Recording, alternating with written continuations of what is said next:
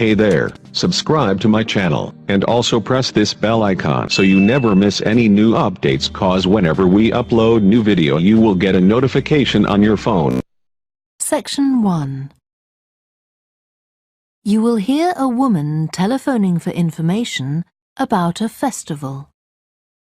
First, you have some time to look at questions 1 to 7.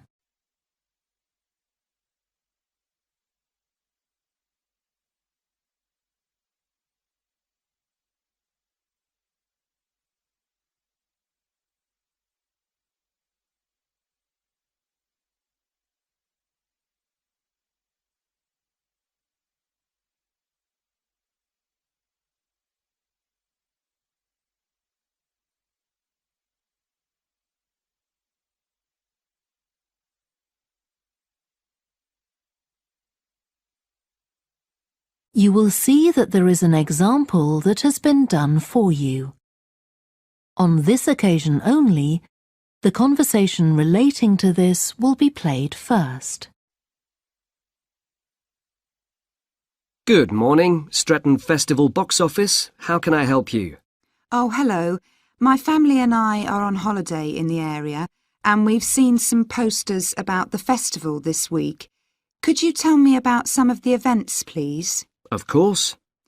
First of all, are there still tickets available for the jazz band on Saturday? There are, but only £15. The £12 seats have all been sold.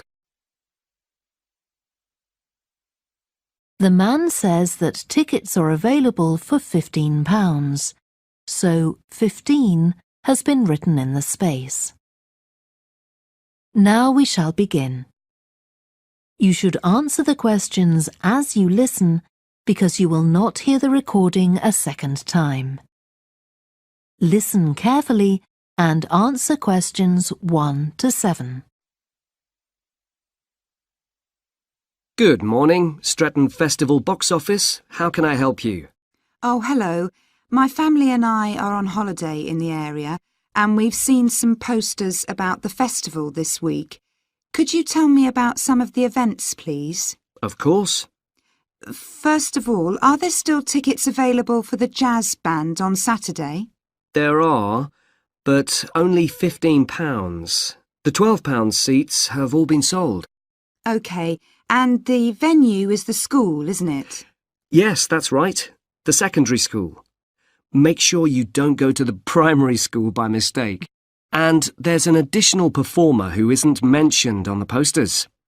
Carolyn Hart is going to play with the band. Oh, I think I've heard her on the radio. Doesn't she play the oboe or flute or something? Yes, the flute. She usually plays with symphony orchestras, and apparently this is her first time with a jazz band. Well, I'd certainly like to hear her. Then the next thing I want to ask about is the duck races. I saw a poster beside a river. What are they exactly? Well, you buy a yellow plastic duck, or as many as you like. They're £1 each. And you write your name on each one. There'll be several races, depending on the number of ducks taking part. And John Stevens, a champion swimmer who lives locally, is going to start the races. All the ducks will be launched into the river at the back of the cinema. Then they'll float along the river for 500 metres, as far as the railway bridge. And are there any prizes? Yes. The first duck in each race to arrive at the finishing line wins its owner free tickets for the concert on the last night of the festival. You said you can buy a duck. I'm sure my children will both want one. They're on sale at a stall in the market. You can't miss it. It's got an enormous sign showing a couple of ducks. OK, I'll go there this afternoon. I remember walking past there yesterday. Now, could you tell me something about the flower show, please? Well, admission is free, and the show is being held in Bythwaite Hall. Sorry, how do you spell that? Bythwaite.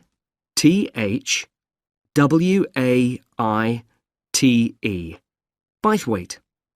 Is it easy to find? I'm not very familiar with the town yet. Oh, you won't have any problem. It's right in the centre of Stretton. It's the only old building in the town, so it's easy to recognise. I know it. I presume it's open all day.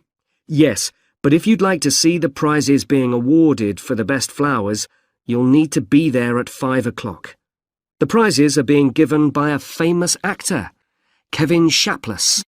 He lives nearby and gets involved in a lot of community events. Gosh, I've seen him on TV. I'll definitely go to the prize giving.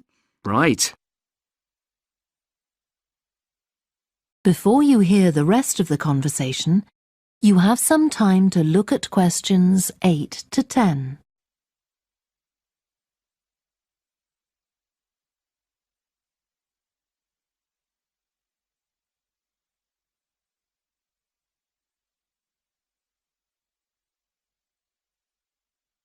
Now listen and answer questions 8 to 10.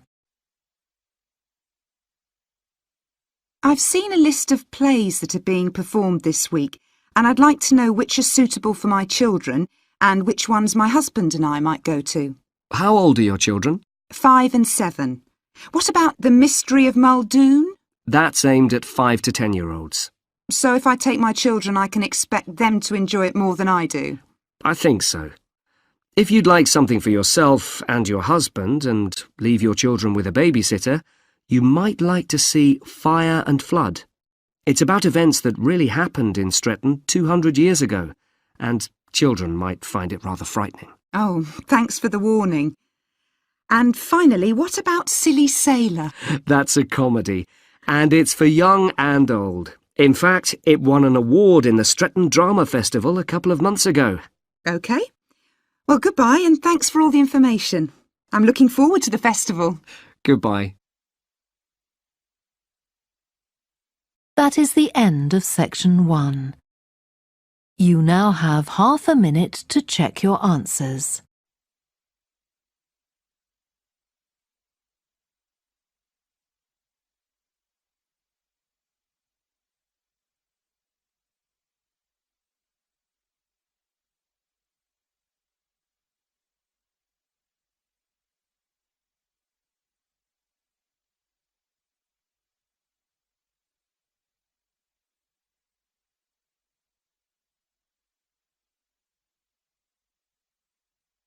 Now turn to section 2. Section 2. You will hear a guide at an art museum talking to a group of visitors. First, you have some time to look at questions 11 to 16.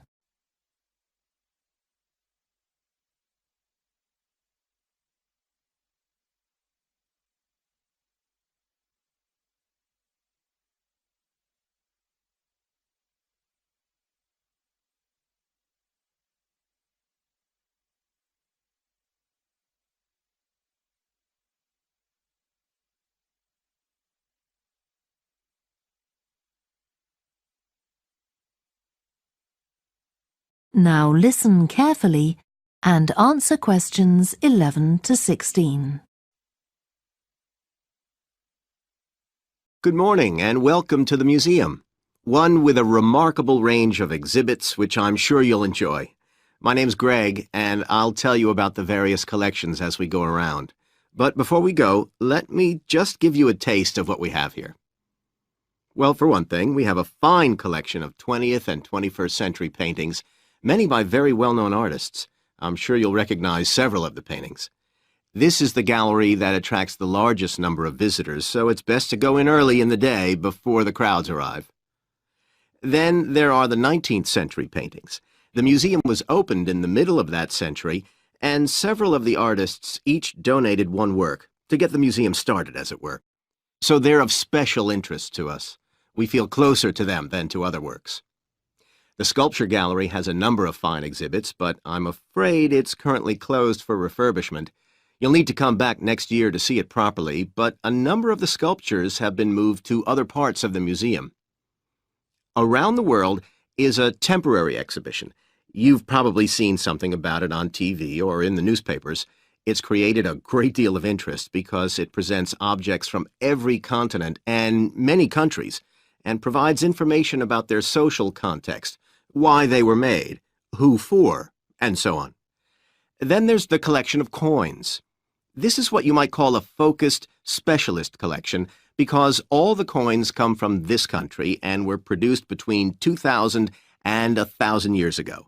And many of them were discovered by ordinary people digging their gardens and donated to the museum. All our porcelain and glass was left to the museum by its founder when he died in 1878, and in the terms of his will, we're not allowed to add anything to that collection. He believed it was perfect in itself, and we don't see any reason to disagree. Before you hear the rest of the talk, you have some time to look at questions 17 to 20.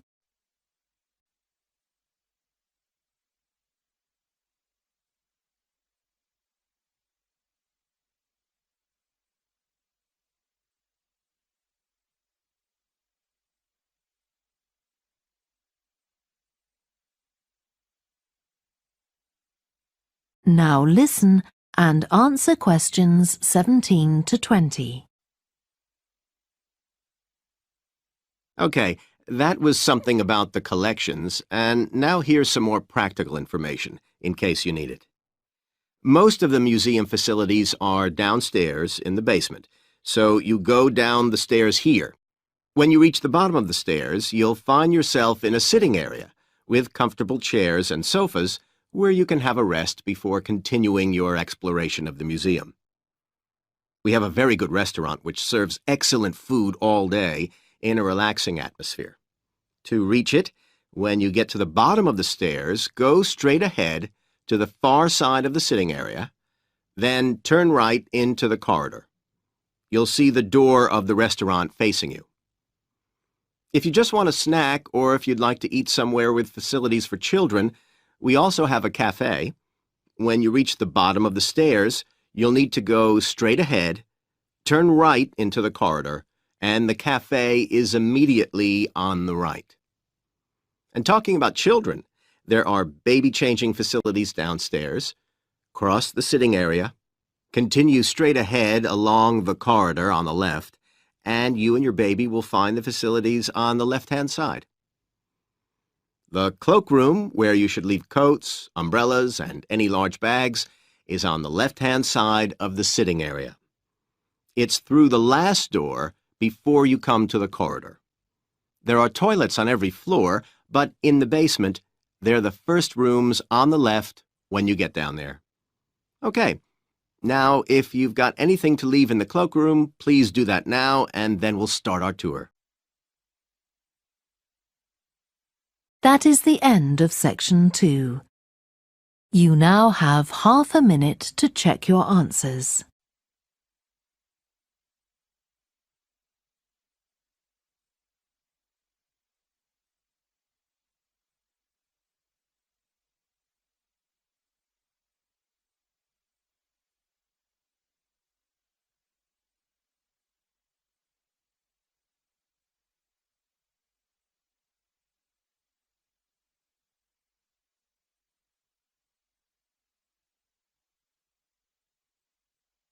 Now turn to section 3.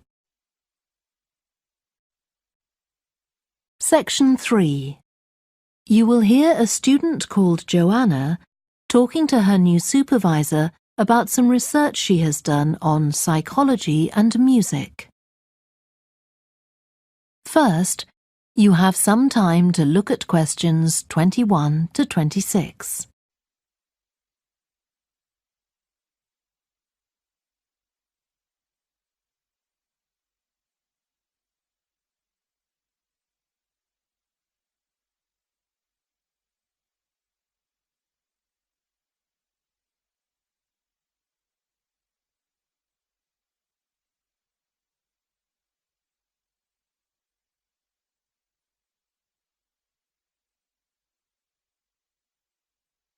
Now listen carefully and answer questions 21 to 26.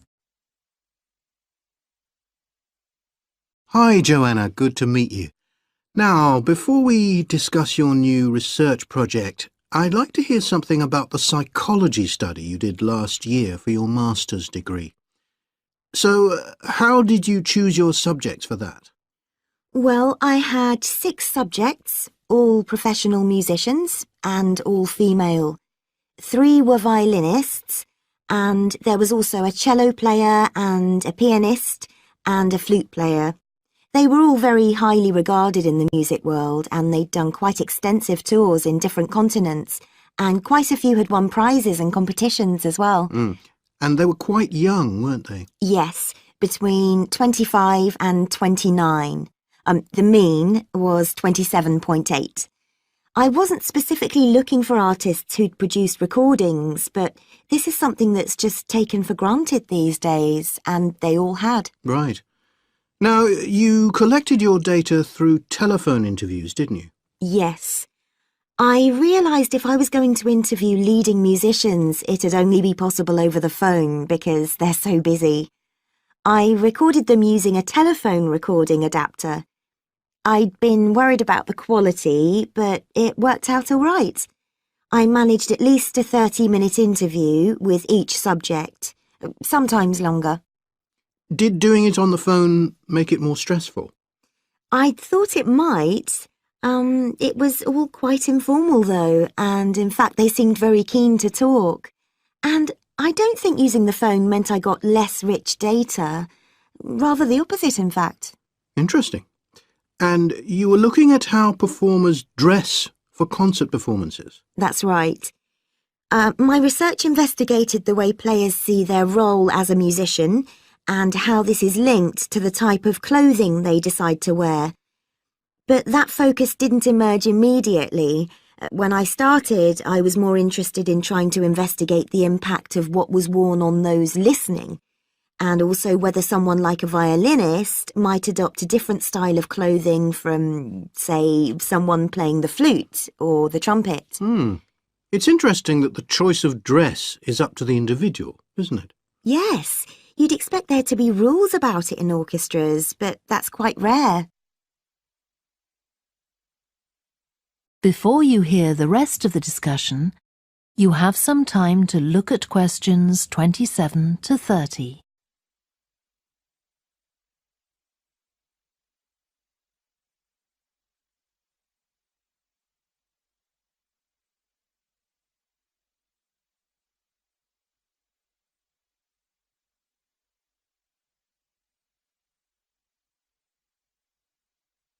Now listen and answer questions 27 to 30. You only had women performers in your study. Was that because male musicians are less worried about fashion? I think a lot of the men are very much influenced by fashion, but in social terms, the choices they have are more limited. They'd really upset audiences if they strayed away from quite narrow boundaries. Now, popular music has quite different expectations. Did you read Mike Frost's article about the dress of women performers in popular music? No. Well, he points out that a lot of female singers and musicians in popular music tend to dress down in performances and wear less feminine clothes, like jeans instead of skirts. And he suggests this is because otherwise they'd just be discounted as trivial. But you could argue they're just wearing what's practical. I mean, a pop music concert is usually a pretty energetic affair. Yes, he doesn't make that point, but I think you're probably right. I was interested by the effect of the audience at a musical performance when it came to the choice of dress. The subjects I interviewed felt this was really important. It's all to do with what we understand by performance as a public event. They believed the audience had certain expectations, and it was up to them as performers to fulfil these expectations, to show a kind of esteem. They weren't afraid of looking as if they'd made an effort to look good. I think in the past, the audience would have had those expectations of one another too, but that's not really the case now. Not in the UK, anyway. No. And I also got interested in what sports scientists are doing too, with regard to clothing. Musicians are quite vulnerable physically, aren't they? Because the movements they carry out are very intensive and repetitive. So I'd imagine some features of sports clothing could safeguard the players from the potentially dangerous effects of this sort of thing. Yes, but musicians don't really consider it. They avoid clothing that obviously restricts their movements, but that's as far as they go. Anyway, coming back to your own research, do you have any idea where you're going from here? I was thinking of doing a study using an audience, including... That is the end of section 3. You now have half a minute to check your answers.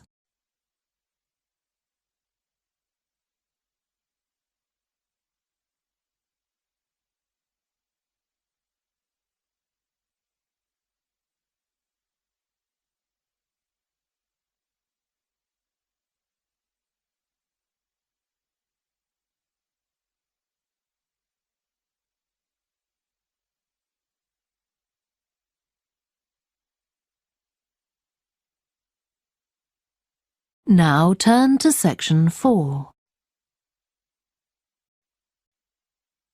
Section 4. You will hear part of a lecture about a way of reducing the amount of carbon dioxide in the atmosphere. First, you have some time to look at questions 31 to 40.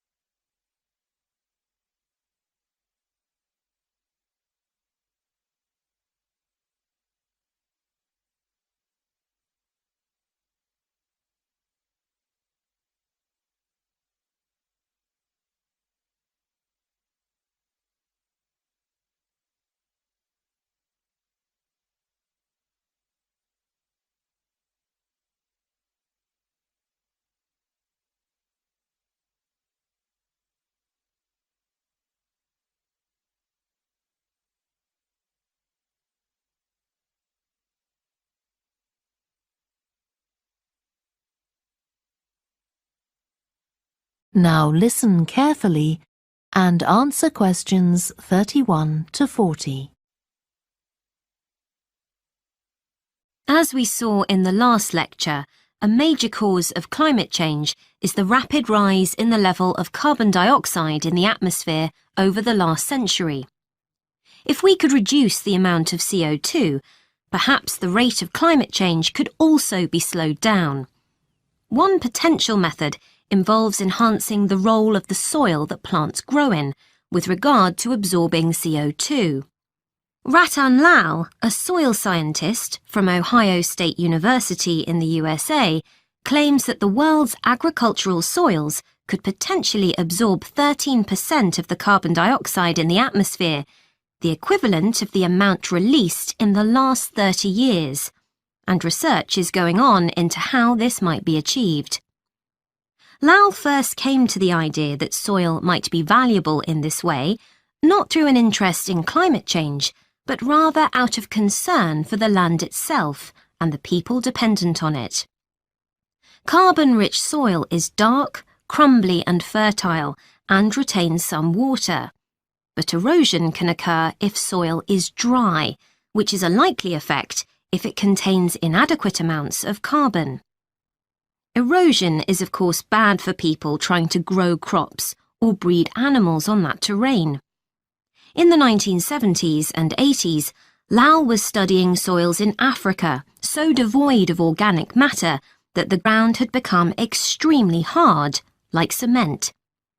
There he met a pioneer in the study of global warming, who suggested that carbon from the soil had moved into the atmosphere. This is now looking increasingly likely. Let me explain.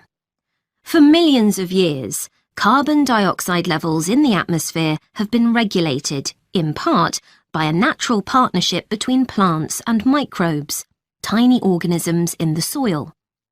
Plants absorb CO2 from the air and transform it into sugars and other carbon-based substances. While a proportion of these carbon products remain in the plant, some transfer from the roots to fungi and soil microbes, which store the carbon in the soil. The invention of agriculture some 10,000 years ago disrupted these ancient soil building processes and led to the loss of carbon from the soil. When humans started draining the natural topsoil and ploughing it up for planting, they exposed the buried carbon to oxygen. This created carbon dioxide and released it into the air. And in some places, grazing by domesticated animals has removed all vegetation, releasing carbon into the air. Tons of carbon have been stripped from the world's soils, where it's needed, and pumped into the atmosphere. So, what can be done? Researchers are now coming up with evidence that even modest changes to farming can significantly help to reduce the amount of carbon in the atmosphere. Some growers have already started using an approach known as regenerative agriculture. This aims to boost the fertility of soil and keep it moist through established practices. These include keeping fields planted all year round and increasing the variety of plants being grown. Strategies like these can significantly increase the amount of carbon stored in the soil, so agricultural researchers are now building a case for their use in combating climate change.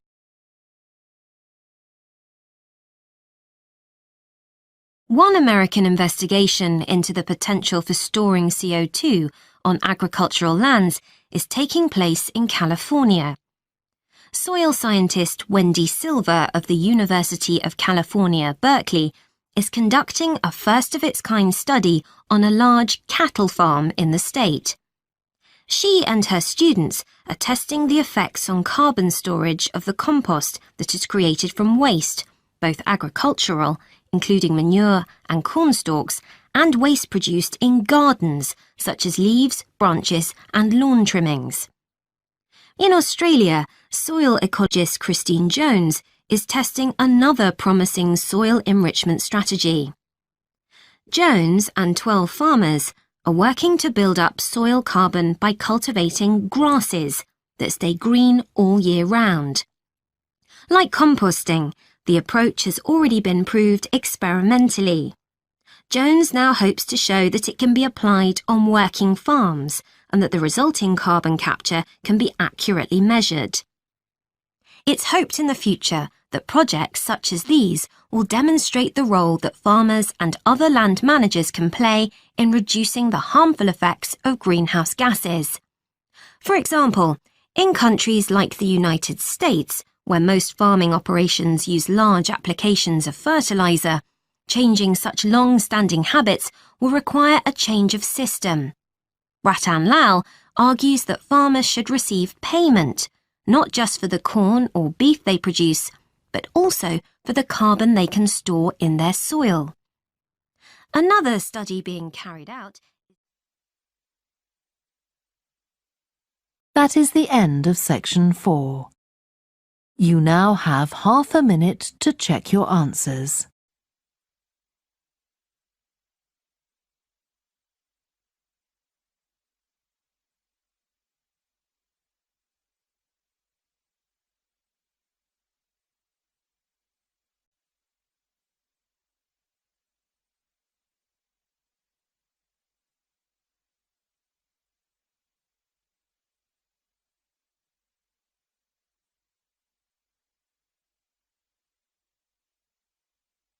That is the end of the listening test.